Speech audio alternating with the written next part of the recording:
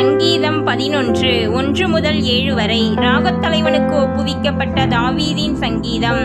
நான் கர்த்தரை நம்பியிருக்கிறேன், பின்ன ஏன் நீங்கள் என் ஆத்துமாவை நோக்கி பட்சியைப் போல உன் மலைக்கு பறந்து போ என்று சொல்லுகிறீர்கள்?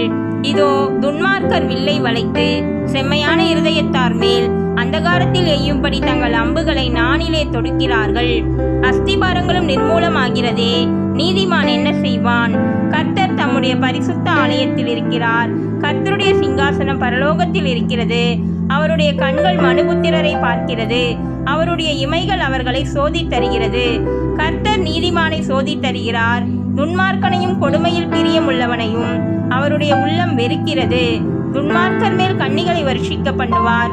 அக்கினியும் கந்தகமும் கடுங்கோடை கொந்தளிப்பும் அவர்கள் குடிக்கும் பாத்திரத்தின் பங்கு.